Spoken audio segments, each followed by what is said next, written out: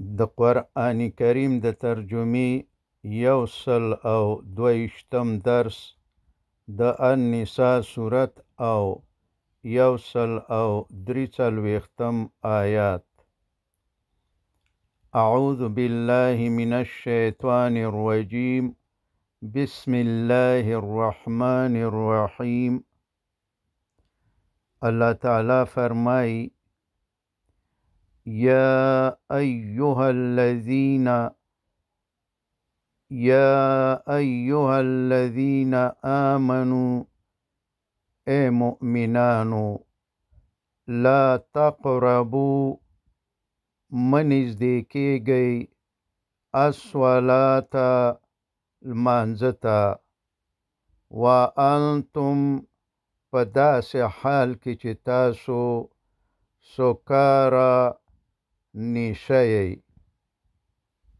پزان نپوئی گئی پخپلو خبرو نپوئی گئی حتی د اغی پوری تعلمو چی تاسو پوئی شئی چی پوہی گئی ما پا آغت باندی تقولون چی تاسوی وائی، یعنی د څو پوری چی درنا نیشا او بیهوشی نوی تلی او د څو پوری چی څه وائی او پی پوی نشی نو د اغی پوری با لمونز نکوی. ولا او نبا پداس حال کی لمونز کوی جنوبن چی جنوب یعنی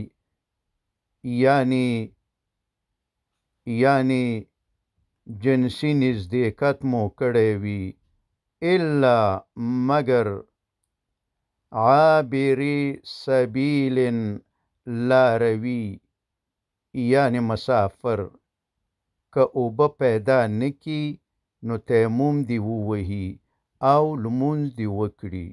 مگر د کورونو خلق خو اکثر اوبه لری نو د اوبو په موجودیت کی با د هغی پوری لمونز نکوی حتی ترڅو تغتسلو چه تاسو غسل وکڑی نو د غسل نورست با لمونز کوی. وَإِنْ او کچیرتا کنتم تاسو مرضا مریضان او یا علا سفرین په سفر باندی او یا جاء راشی احدن کم یو منکم دستاسنا من الغائطوی د قضای حاجتنا او یا لامستم نزدیکت وکی النساء د خزو سرا فلم تجدو او پیدا نکی ما ان اوبه فتیممو نو تیموم ووهی سعیدن طیبن پاک خاورا. نو د تیموم طریقه داسی دا فامسحو نو مسح وکی بی وجوهکم پخپلو مخونو باندی و ایدیکم او پخپلو لاسونو باندی د څنګلو پوری. ان اللہ بیشک اللہ تعالی کانا دے عفوان خعفو کون کے غفورن او بخون کے. پدی مبارک آیات کی څو لارښودنې شوي دي. لمونځ په داسې حال کې مکوئ چې پدی نه پوهیږئ چې څه وایئ، یعنی باید خپلو خبرو ته مو پام وي چې څه وایئ. باید ورباندې پوهیږئ چې د دې نه په واضح ډول معلومیږي چې د لمانځه په الفاظو او معنا پوهېدل ضرور دي، ځکه تر څو چې څوک په معنا پوه نشي نو هغه نه پوهیږي چې څه وایم او څه غواړم. که د ضرورت په اساس د غسل کولو دپاره څوک اوبه نشي استعمالولی او یا اوبه نه وي نو په پاکه خاوره باندې باید تیمم وکړي.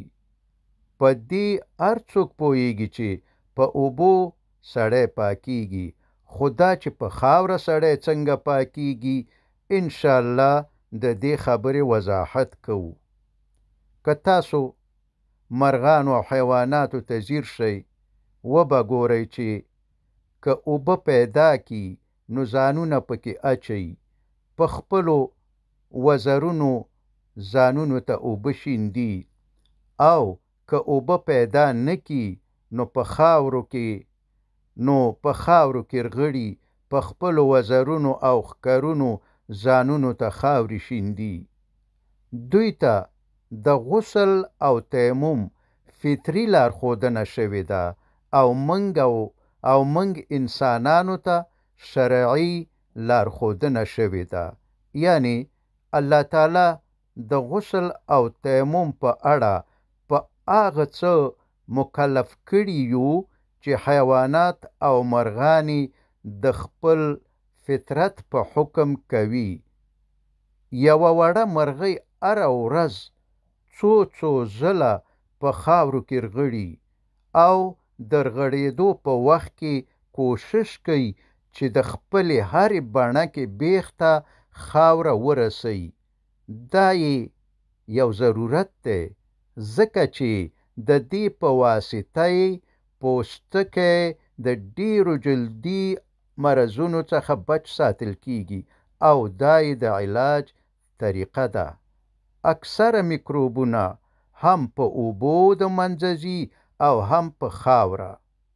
په دې ډول که چیرته اوبه ورسیږي یعنی بکټریا ته یعنی میکروب ته که اوبه ورسیږي نو اوبه یې وجود ته ننوځي چې میکروب پړسیږي او بالاخره د ډیرو پړسېدو په سبب چوي او د منځه ځي.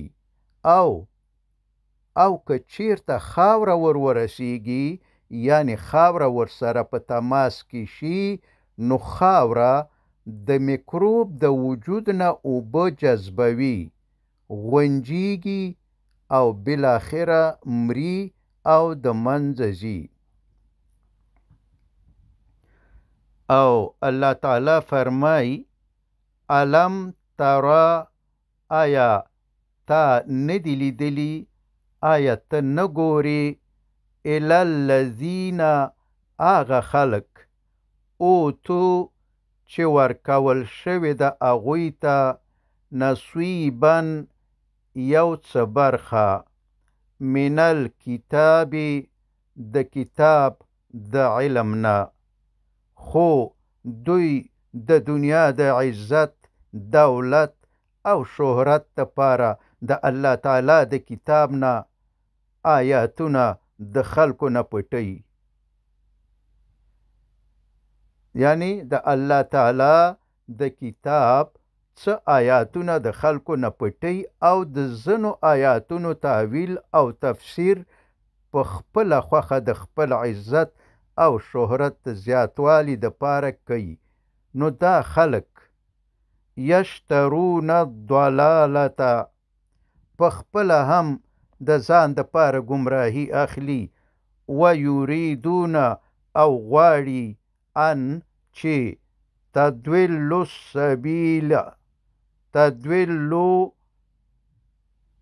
السبیل یعنی په خپل هم ځانونه ګمراه کوي او غواړي چې تاسو هم سمه لار ورکه کوي.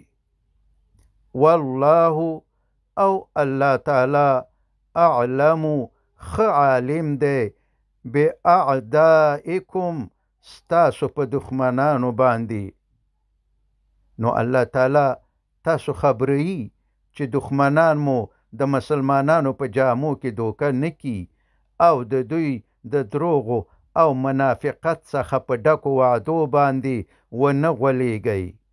دوی ستاسو دوستان نه دي بلکې منافقان، مطلبیان او دوکه ماران دي.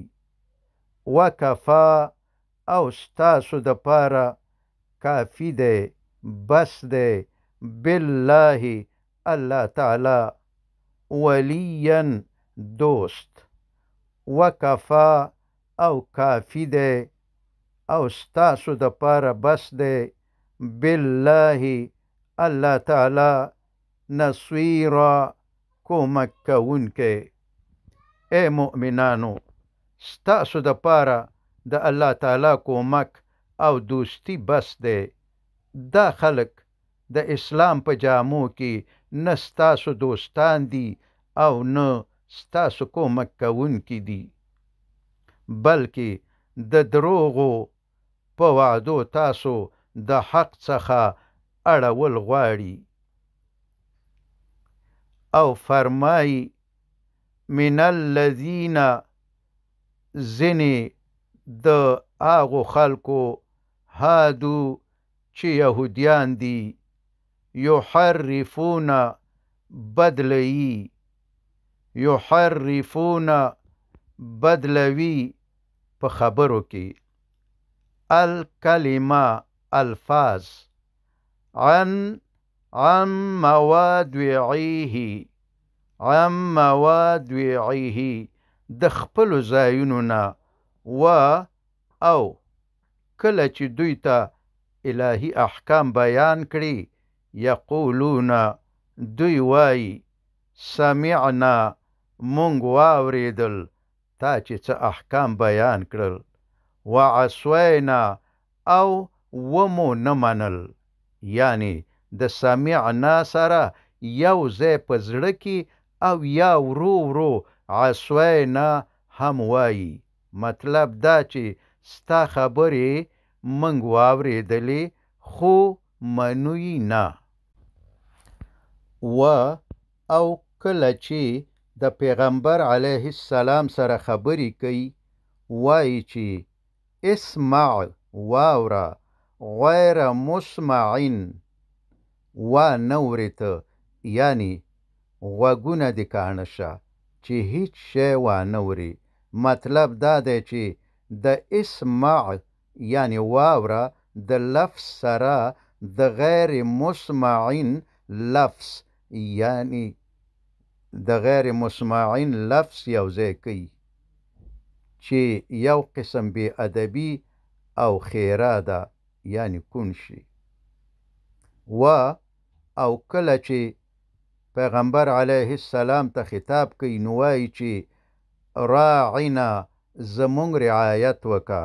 خو دوی د راعنا لفظ لین تاووي بالسنتهم په خپلو ژبو باندې، او د راعنا څخه راعینا یعنی یویی ورکوي، جوړوي، راعینا جوړوي، چې د دوی په نیز د معنا او مطلب شپونکی او کم عقل دی.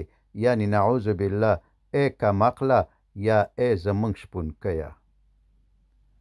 وطعنا فی الدین، او په دین کې د عیب راوښکلو او د مسلمانانو د عقیدو د خرابولو دپاره دوی دا کارونه کوي. یعنی دوی وایي چې که دا دین حق وي نو موږ به یې سپکاوی نه و کړی، او که نبی علیه السلام په رښتیا پیغمبري نو زموږ د بدنیتۍ او منافقت په باره کې به ورته وحی شوې وه. نو څرنګه چې الله تعالی ته د دوی ټول رازونه معلوم دي، په خپل وخت سره رسوا کوي. نو فرمایي ولو او که چیرته انهم یقینا دوی قالو ویلی سمعنا چې موږ واورېدل الهي احکام، و اطوعنا او موږ ومنل، یعنی د عصینا یعنی مونږ ونه منل. د دې په ځای اطوعنا مونږ ومنل ویلی واسمع او واوره یعنی که یوازې اسمع یعنی واوره یې ویلی او غیر مسمعن چې معنا یې د کوڼ شي که دی ورسره نه یو ځای کولی. وانظرنا او مونږ ته وګوره یعنی که د راعینا ای زمونږ شپونکیه په ځای یې انظرنا مونږ ته وګوره ویلی لکان خیرا بېشکه ډېره به بهتره وه ډېره به غوره وه لهم دوی ته و اقواما او زیاته درسته به وه دوی ته ولکن لیکن لعنهم لعنت کړی دی په دوی الله تعالی بکفرهم په سبب د کفر د دوی فلا یؤمنون نو ایمان نه راوړي دوی الا مگر قلیلا لږ د دوی ایمان راوړي. وصلی الله تعالی على خیر خلقه محمد و آله و اصحابه اجمعین.